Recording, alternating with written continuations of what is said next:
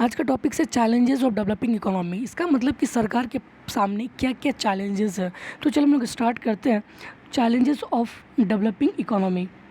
हम लोग जानते हैं कि इंडिया जो एक डेवलपिंग इकोनॉमी है और यहाँ के जो पॉपुलेशंस है काफ़ी लंबे समय से जो है पॉवर्टी को फेस कर रहा है। तो हम लोग कुछ फॉलोइंग जो है इश्यूज़ को देखेंगे जो कि डेवलपिंग इकोनॉमी का चैलेंजेस है। ठीक, तो पहला अगर हम चैलेंजेस देखें डेवलपिंग इकोनॉमी के लिए, सबसे पहला चैलेंजेस है low per capita income and low rate of economic growth. इसका मतलब कि जो पर पर्सन्स का जो इनकम है इंडिया में वो काफ़ी ही लो है, और जब पर पर्सन्स का इनकम अगर लो है तो उसके पास पीपीटी मतलब परचेजिंग पावर कम होगा, और परचेजिंग पावर कम होगा तो उसके लेवल ऑफ स्टैंडर्ड भी कम हो जाएगी, और लेवल ऑफ स्टैंडर्ड कम हो जाएगा तो प्रोडक्शंस पे जो है भाग नहीं ले पाएगा, और यहीं से जो है लो रेट ऑफ इकोनॉमिक ग्रोथ होता है। तो अगर हम 1950 में देखें कि जो developed countries have improved their per capita income at much faster rate than India. 1950 में जो है डेवलप्ड कंट्रीज़ अपनी पर कैपिटा इनकम को फास्टर रेट से ग्रो किया देन इंडिया से। तो एक मेजर इश्यूज़ है इंडिया को कि वो भी अपने पर कैपिटा इनकम को जो है बढ़ाए और डेवलप्ड इकोनॉमीज़ को जो है कैचअप कर सकें। ठीक, तो पहला हम चैलेंजेस देखें डेवलपिंग इकोनॉमी का कि लो पर कैपिटा इनकम। अब दूसरा अगर हम चैलेंजेस देखें कि गवर्नमेंट के सामने क्या है कि high proportion of people below the poverty line. ठीक, तो major development issues is the removal of mass poverty. हम लोग जानते हैं कि इंडिया में काफ़ी बड़े पैमाने पे जो है मास पॉवर्टी है। तो 1976-68 में दांडेकर कमेटी जो है एक शो किया था कि जो 40% ऑफ रूरल पॉपुलेशंस और 50% ऑफ अर्बन पॉपुलेशन जो है एक live the below poverty line. Below poverty देखिए, एक पॉवर्टी लाइन होता है, ठीक, इसके अबव में एपीएल जिसको हम लोग अबव पॉवर्टी लाइन, और नीचे जो है बीपीएल जिसको बिलो पॉवर्टी लाइन। तो ये बिलो पॉवर्टी लाइन में जो काफ़ी बड़े पैमाने पे जो है इस पॉवर्टी लाइन के नीचे ही जो आदमी फेस कर रहे हैं।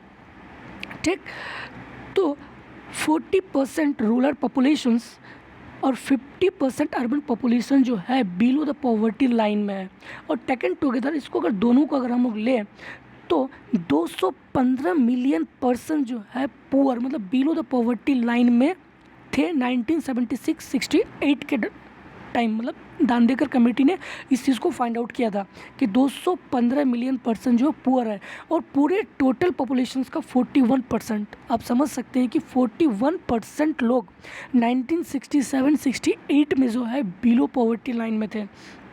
ठीक, तो define poverty line on the basis of nutritions requirement. देखिए, पॉवर्टी लाइन का जो डिफिनीशन है वो कोई फिक्स नहीं है, क्योंकि पॉवर्टी लाइन के जो डिफिनीशन है वो न्यूट्रिशंस रिक्वायरमेंट के बेसिस पे भी निकाला जाता है, इनकम के बेसिस पे भी निकाला जाता है। ठीक है, तो बहुत तरीक़ा से जो हम पॉवर्टी लाइन को निकाला जा सकता है, तो इसीलिए इसका कोई फिक्स डिफिनीशंस नहीं है। तो यहाँ पे जो है पॉवर्टी लाइन को न्यूट्रिशनल रिक्वायरमेंट के बेसिस से निकाला है। 2400 कैलोरी पर पर्सन पर हेड रूरल एरियाज़ के लिए, और 2100 कैलोरी पर पर्सन जो अर्बन एरियाज़ के लिए। आप लोगों को सबको पता ही होगा। ठीक, तो अकॉर्डिंग टू सिक्स्थ प्लान के अकॉर्डिंग 1980-85 में एस्टिमेट किया गया था कि total number of persons living below the poverty line as 317 million for 1979-80, that is 48% of total population. देखिए, 1967-68 में कितना था, 215, और 1980-85 में जो आते कि कितना हो गया, 317 मिलियन जो है पुअर थे, मतलब 48% टोटल पॉपुलेशंस के। फिर अकॉर्डिंग टू प्लानिंग कमीशंस के अकॉर्डिंग 1999-2000 नियरली 260 मिलियन पीपल जो है were living below the poverty line, और फिर 1999-2000 के टाइम में जो है एक कम हो गया, 260 मिलियन पीपल जो पुअर रहे, और ये 26% ऑफ टोटल पॉपुलेशंस का। ठीक, तो जैसे जैसे पॉपुलेशन बढ़ रही है, फिर जैसे जैसे पॉवर्टी इंक्रीजमेंट हो रही है, तो बर्डन भी जो है हमारे इकोनॉमी पे क्या हो रही है, बढ़ रही है। तो गवर्नमेंट के सामने जो एक बहुत बड़ा चैलेंजेस है कि अपने rapid reductions and eventually the eliminations of poverty. ठीक है, therefore the most important issues of development, एक बहुत बड़ा इश्यूज़ है डेवलपमेंट के कि जो है पॉवर्टी को ख़त्म कर सकें। तो दूसरा हम लोग चैलेंजेस देखें अब तीसरा चैलेंजेस हम देखते हैं कि लो लिविंग और productive efficiency due to inadequate nutritions and malnutritions. यहाँ पे जो है एक एफिशिएंसी भी है, जो प्रोडक्टिव एफिशिएंसी है वो भी कम है। क्यों? क्योंकि उसको जो है एक इनएडिक्वेट न्यूट्रिशंस मिल रहा है। देखिए, कोई भी वर्कर अगर वो प्रोडक्शंस कर रहा है तो उसको भी क्या चाहिए, एक एफिशिएंसी, उसको एक फूड चाहिए, उसको एक डेली हैबिट्स पे फूड चाहिए, तभी तो वो प्रोडक्शन कर सकता है।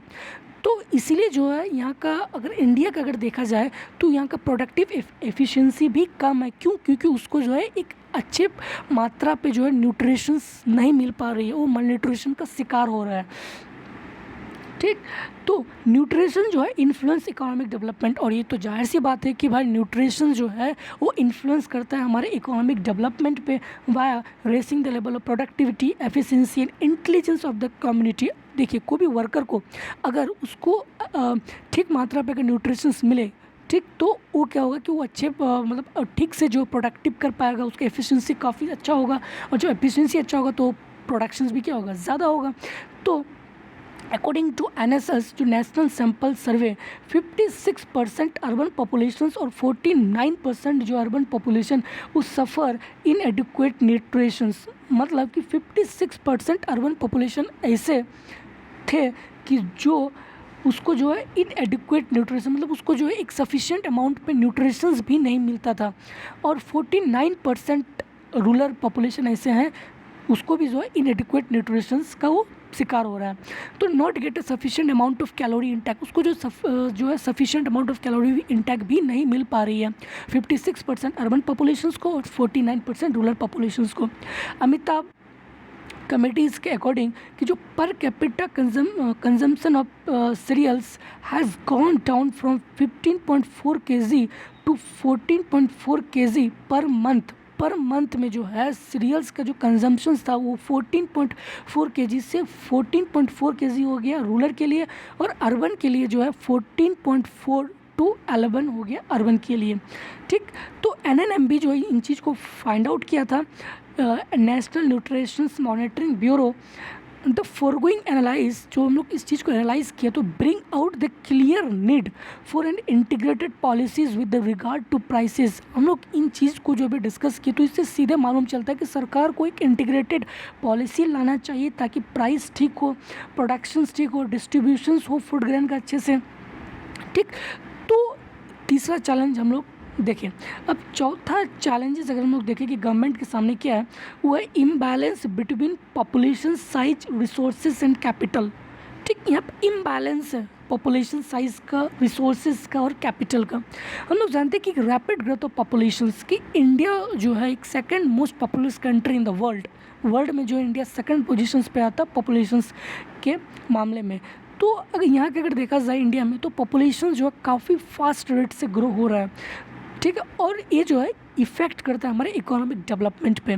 तो rate of growth of population जो है, अगर हम लोग rate of growth of population अगर देखें 1951 और 1991 में, मतलब 1951 में जितना थे और 1991 में जो उसका डबल हो गया, 2.1% से जो है बढ़ गया पर एनम उसकी ग्रोथ हुई। तो आप समझ सकते हैं सीधे डबल 1951 से 1991 में। तो राइजिंग पॉपुलेशन, जब पॉपुलेशन बढ़ती है तो क्या होता है कि इकोनॉमिक बर्डन आ जाता है। ठीक, तो per capita availability of land and such other region fixed in supply decline. जैसे जैसे पॉपुलेशंस इंक्रीमेंट होती है, ठीक है, जैसे जैसे पॉपुलेशंस इंक्रीमेंट होती है तो हमारे इकोनॉमी पे क्या होता है, सरकार के पास क्या था, एक बर्डन हो जाता है। ठीक, क्योंकि अगर हम लोग देखें कि अगर पॉपुलेशंस काफ़ी ज़्यादा अगर बढ़ रही है, ठीक है, तो चिल्ड्रन क्या होगा, काफ़ी ज़्यादा पैमाने पे होगा, और नॉन प्रोडक्टिव जो है वो काफ़ी ज़्यादा हो जाएगा। और नॉन प्रोडक्टिव अगर ज़्यादा हो जाएगा तो कहीं ना कहीं सरकार के पास क्या आ जाएगा, इकोनॉमिक बर्डन हो जाएगा। और पॉपुलेशन जैसे जैसे बढ़ती है, जैसे जैसे पॉपुलेशन बढ़ती है तो वैसे वैसे लैंड की जो अवेलेबिलिटी है पर कैपिटा का वो भी डिक्लाइन होता चले जाता है। ठीक, पॉपुलेशन बढ़ रही है तो उसको रहने के लिए क्या चाहिए, घर चाहिए तो उसके लिए क्या, उसको ज़मीन चाहिए, और ज़मीन को क्या ज़मीन को जो डिक्लाइन कर देता है वहाँ पे घर उठा लेता है। ठीक, तो ज़मीन जो है, लैंड की जो अवेलेबिलिटी है पर कैपिटा का वो भी डिक्लाइन होते चले जाता है जब पॉपुलेशन काफ़ी ज़्यादा बढ़ रही हुई है। Society has to make a much great effort to initiate the process of growth. एक सोसाइटी को क्या करना चाहिए, ग्रेट इफोर्ट लगाना चाहिए कि अपनी ग्रोथ को जो है इंक्रीज़ कर सके, अपने प्रोडक्टिव को इंक्रीज़ कर सके, ताकि जो है जो राइजिंग पॉपुलेशन है उसको मीट आउट कर सके। ठीक, एक significant proportion of capital formation is utilize to provide basic facilities to the additional population at the present level of living to changing the fast growth of population has close relationship with economic development। तो एक जो fast growth of population जो है वो economic development से काफ़ी एक close relationship में देखने को मिलता है। ठीक, चौथा हम लोग देखें कि मेजर चैलेंजेस है डेवलपिंग इकोनॉमी का। पांचवा अगर हम देखें कि मेजर डेवलपमेंट जो चैलेंजेस है गवर्नमेंट के सामने में, वो क्या कि प्रॉब्लम ऑफ अनएम्प्लॉयमेंट। हम लोग जानते हैं कि अनएम्प्लॉयमेंट जो है एक बहुत बड़ा चैलेंजेस है सरकार के सामने में। इन 2002 में अगर हम लोग देखा जाए तो अनएम्प्लॉयमेंट जो था वो 9.2%। ठीक है, एक सरकारी आंकड़ा है, लेकिन आपको पता होगा कि सरकारी आंकड़ा कितना सच होता है। ठीक है, तो डेवलपमेंट प्लान्स जो है एक fail to observe even the normal increasing in the labour force. तो हमारी अगर इंडिया में अगर देखें कि अनएम्प्लॉयमेंट इतने ज़्यादा है कि जो नॉर्मल लेबर फोर्स है उसको भी जो है ऑब्जर्व नहीं कर पाती है हमारे डेवलपमेंट प्लान्स। ठीक, तो यहाँ पे एक चीज़ ये हुआ कि अगर रियल जीएनपी बढ़ रही है, पर कैपिटा इनकम बढ़ रही है, ठीक है, तो मतलब क्या हो रहा है कि इकोनॉमिक डेवलपमेंट हो रहा है। ठीक है, इकोनॉमिक डेवलपमेंट हो रही है, लेकिन हम लोग जो है अनएम्प्लॉयमेंट को रिमूव नहीं कर पा रहे हैं, क्योंकि अभी के टाइम में 1991 में जो है भारत सरकार ने एलपीजी, लिबरलाइजेशन, प्राइवेटाइजेशन, ग्लोबलाइजेशन को एडप्ट किया था, सबको मालूम ही होगा। तो सब चीज़ जो है, अधिकतर चीज़ जो है मशीन्स के द्वारा किया जा रहा है। तो जो मशीन्स 1991 से पहले अगर हम लोग देखें, जब एलपीजी को अडॉप्ट नहीं किया हुआ था, तो जो लेबर फोर्स जिस इंडस्ट्रीज़ में काम कर रहा था, तो अभी जो है 1991 के बाद जो वहाँ पे मशीन्स आने लगा, तो वो जो लोग जो हटे, तो वहाँ पे क्या हो गया, अनएम्प्लॉयमेंट क्रिएट हुआ। ठीक है, तो देखिए यहाँ का कहना बेसिकली ये कि अगर जब रियल जीएनपी जब इंक्रीज़ हो रही है बाय द मशीन्स के द्वारा, तो पर कैपिटा इनकम भी जो उन सेक्टर से लगे हुए हैं उसका पर कैपिटा इनकम बढ़ रही है, इकोनॉमिक डेवलपमेंट हो रहा है, लेकिन हम लोग अनएम्प्लॉयमेंट को ख़त्म नहीं कर पा रहे। तो ये बिल्कुल ही ठीक नहीं है इकोनॉमिक डेवलपमेंट के लिए, क्योंकि economic development in the sense of rise in real GNP in per capita real income is by itself is not much significance. ये सिग्निफिकेंस नहीं है कि सिर्फ जो है पर कैपिटा इनकम बढ़ रही है, रियल जीएनपी बढ़ रही है और इकोनॉमिक डेवलपमेंट हो रही है। ठीक है, लेकिन उसके साथ साथ जो हम लोगों को जो अनएम्प्लॉयमेंट है और अंडर एम्प्लॉयमेंट है उसको भी ख़त्म करना है, तभी जो है एक सिग्निफिकेंट वे से इकोनॉमिक डेवलपमेंट होगी। The employment strategies of plan development, अगर हम लोग एक एम्प्लॉयमेंट स्ट्रेटजीज अगर हो हमारे प्लान डेवलपमेंट में, जैसे to adopt the employment intensive sectoral planning, एक ऐसी सरकार जो प्लानिंग लाए कि जो पूरे जो अंडर एम्प्लॉयमेंट या फिर जो अनएम्प्लॉयमेंट है उसको पूरे सेक्टरल वे से जो उसको क्या कर सके, ऑब्जर्व कर सके। To promote area planning for full employment, और कुछ ऐसे एरियाज़ है, मतलब जिस एरिया पे काफ़ी अनएम्प्लॉयमेंट है तो उसको पूरा फुल एम्प्लॉयमेंट जो दिया जाए। तो सरकार को एक अच्छी स्ट्रेटजीज लाई जाए ताकि पूरे जो बड़े पैमाने पे अनएम्प्लॉयमेंट है उसको ऑब्जर्व कर सकें, जैसे कि expansion of infrastructures and social service like road constructions, electrifications, water supply, rural school, community. ठीक, ये सब अगर इंफ्रास्ट्रक्चर अगर बनेगी, जैसे अगर रोड कंस्ट्रक्शंस का काम है, फिर इलेक्ट्रिफिकेशंस का काम, तो यहाँ पे जो हमारे लेबर फोर्स है उसको काम मिलेगा तो उसको क्या होगा, इनकम होगा, और इनकम अगर उसको मिलेगा तो क्या होगा, एम्प्लॉयमेंट हो जाएगा। तो सरकार को एक अच्छी स्ट्रेटजीज, अच्छी प्लान लानी चाहिए। एक बहुत बड़ा इशूज़ है सरकार के सामने में। अगर हम लोग इश्यूज़ को अगर देखें तो imbalance in the distributions and growing inequalities. ठीक, तो growing inequalities in the income and wealth, हम लोग जानते हैं कि अभी भी जो है इंडिया में काफ़ी इनइक्वालिटीज़ देखने को मिलता है in the sense of income और वेल्थ के बेसिस पे। Less privilege class have not taken place. तो वेरियस स्टडीज़ और सर्वे के मुताबिक have clearly indicated that even the small gain development over the years, इतने ईयर्स में जो है बहुत ही कम डेवलपमेंट हुआ है हमारे लोअर सेक्शंस के लोगों को। अगर हम लोग बॉटम 20%, अगर हम लोग 20% अगर देखें एक डिफाइनली डिट्रॉइटेड हो रही है, और उसके 20% अगर अबव अगर थोड़ा सा देखें तो वो भी स्टैगनेंट मैनर पे रखा हुआ है। मतलब ओवरऑल अगर हम लोग देखें तो 40% लोग अभी भी जो है इनइक्वालिटीज़ के जो शिकार हैं, मतलब इनक्वालिटीज़ को जो फेस कर रहा है। तो एक leading issues of economic development is to assure continued growth with justice. तो एक इकोनॉमिक डेवलपमेंट का सिग्निफिकेंस ये है, इसका सेंस ये है कि भाई जस्टिफाइड हो, एक जस्टिस हो with better distribution of national wealth, और नेशनल वेल्थ का जो एक बेटर डिस्ट्रीब्यूशन हो प्रोड्यूस इन द कंट्री। तो मेजर इश्यूज़ जो था ये डेवलपमेंट इकोनॉमी का था, जो अभी हम लोग पढ़े। ठीक, थैंक यू वेरी मच।